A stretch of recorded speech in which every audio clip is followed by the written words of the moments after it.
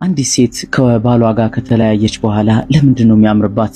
የብዙሃን ወንዶች ጥያቄ። አሰላሙ አለይኩም። ብዙሃን ወንዶች የሚጠይቁት ተመሳሳይ የሆነ ጥያቄ አለ። ሴቶች ከባሎቻቸው ጋር ከተለያዩ በኋላ ውበታቸው እየጨመረ የሚመጣበት ሁኔታ ለምንድነው በማለት ይጠይቃሉ።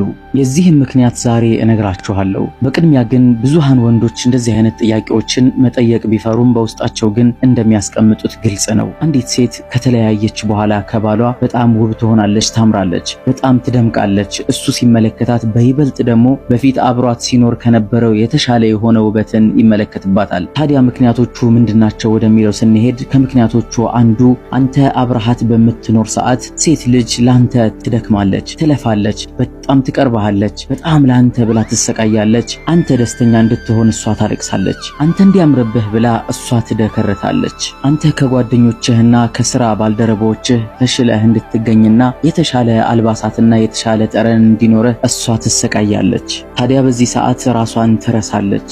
የሁለተኛው ምክንያት ደግሞ እሷ ቤት በመዋልና አንድ ቦታ ላይ በመቆየቷ የተነሳ በብዙ ጭንቀቶችና ሐሳቦች ጊዜያቶችን ታሳልፋለች። እንዲሁም ያንተንና የሷን ልጆች በመንከባከብና ለነሱ ደፋ ቀና በማለት ራሷን ትረሳለች። ሶስተኛውና የመጨረሻው ምክንያት ደግሞ አንተ ሁልጊዜ ስለምታገኛት ልብ ብለህ ትኩረት ሰጥተህ ላትመለከታት ትችላለህ። እንዲሁም ከዚሁ ጋር አብሮ የሚካተት የሆነው ምክንያት በፊት አንተ እሷን ሳታገባት በፊት በጣም ቆንጅታና ተውባ እንዲሁም ተዘጋጅታ አይታት ሊሆን ይችላል። አንተ ካገባሃትና እቤት ይዛሃት ከገባህ በኋላ ግን ማዕድ ቤትና የተለያዩ ስራ ቦታዎች ላይ ትመለከታታለህ። በዚህ ሰዓት ታዲያ አንተ ስትመለከታት በፊት በምታያት አይን እይታ ወይም ደግሞ በፊት በምትስላት አመለካከት ሳይሆን አሁን ላይ በስራ ቦታ ላይና ማዕድ ቤት ሁና እንዲሁም ደክረታ ነው የምትመለከታት ማለት ነው።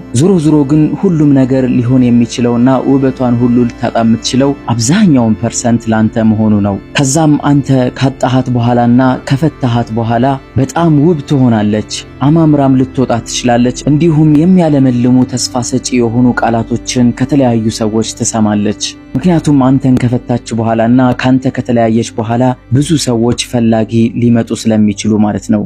አንተ ብዙ ጊዜ ስታስበው እሷ ጋር ኑረህም ቢሆን ከሷ ተለያይተህ የተሻሉ ሴቶች ወይም ከሷ የበለጡ የሆኑ ሴቶችን እንደምታገኝና ከዛ በኋላ አብረህ እንደምትኖር ደስተኛ እንደምትሆን ነው። ነገር ግን እሷ ስትወጣ እያማረችህ ስትገባ ደግሞ እያስጠላችህ ከሆነ ችግሩ ያለው ካንተ ጋር መሆኑን ነው ልታውቅ የሚገባው። ማንኛውም ሴት እቤት ከገባች በኋላ አንተ በምትመለከታት አመለካከት ነው ልትቀረጽ የምትችለው። የምትደክመው ቀና ደፋ የምትለው ላንተ ከሆነ ማሰብ ያለብህ የምትሰራው ስራ ላይ ትኩረት ማድረግ ያለብህ የምትለፋው ድካም ላይ እንጂ በፊት የነበረችበትና አሁን ያለችበት ውበት ላይ ሊሆን አይገባም። ምክንያቱም ሴቶችን ከተመለከትካቸው በጣም ብዙ ጊዜያትን ሊያባክኑ የሚችሉት ራሳቸውን በመጠበቅና ውበታቸውን በመመለስ ላይ ሊሆን ይችላል። ታዲያ እሷ በፊት እያማረች አሁን ላለማማሯ ወይም አሁን ላይ ውበቷ በመጥፋቱ ምክንያቱ ማን ሊሆን ይችላል ብለህ ታስባለህ? በዋናነት ምክንያቱ አንተ እንደሆንክ ነው ሊሰማህ የሚገባው። በፊት በምንም ነገር ቢዚ አልነበረችም። ምክንያቱም ራሷን ለመንከባከብና ለራሷ ጊዜ ለመስጠት በጣም ሰፊ የሆኑ እድሎችና ጊዜዎች ተመቻችተውላታል። ከዛ በኋላ ግን አንተ ጋር መኖር ከጀመረች በኋላ ጊዜያቶች ሁሉ ያጥሯታል ለሷ ማለት ነው። ታዲያ ቀለል ያለች ምክር እዚህ ላይ ላሳርፍ እፈልጋለሁ። አንተ ሁሌም እንድታምርልህና ውብ እንድትሆንልህ ከፈለክ እሷን በጣም ቢዚ የሚያደርጓት የሆኑ ነገሮች ላይ ልታግዛት ይገባል። ገንዘብ ካለህ በሰራተኛ፣ ካልሆነ ግን አንተው ራስህ ነገራቶችን እያቀለልክላት ራሷን እንድትጠብቅና ማንነቷን እንድትመልስ ልትረዳት ትችላለህ። ይሄን ካላደረክ ግን መጨረሻ ላይ ትሰለቻትና ትለያያላችሁ። ከተለያያችሁ በኋላም መጸጸት የሚባለው ነገር ወደ አንተ ይመጣል ማለት ነው። ብዙ ጊዜ በሴቶች ላይ የሚታየው ባህሪ አንተ ጋር ላለመለያየት፣ ካንተ ላለመለየትና አንተን ላለማጣት በጣም ብዙ ስቃይን ያያሉ፣ በጣም ብዙ እንባን ያፈሳሉ፣ በጣም ደግሞ ከአቅማቸው በላይ የሆኑ ስራዎችን ይሰራሉ። በስተመጨረሻም ብዙ ይለምናሉ፣ ይታገሳሉ፣ ብዙ ጊዜ ይመላለሳሉ። አንተ እየራካቸውና አንተ እየሸሻቸው ሁላ እንኳን ሳይቀር ተመልሰው ወደ ቤት ይገባሉ። በደሎችን ሁሉ ተበድለው በደልን እንደ በደል ሳይቆጥሩ ያንን ሁሉ ረስተውም አብሮ ለመኖር ይፈልጋሉ።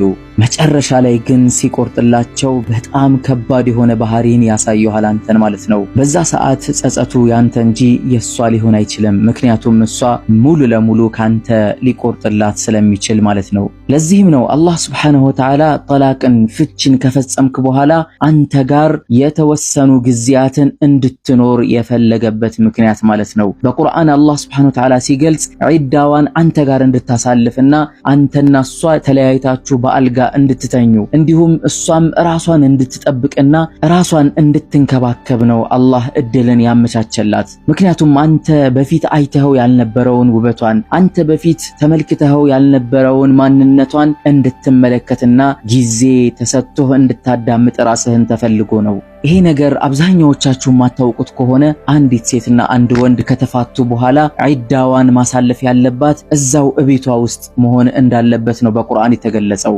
ያ ደግሞ ሁለተኛ እድል እንዲኖራቸው ያደርጋል ማለት ነው።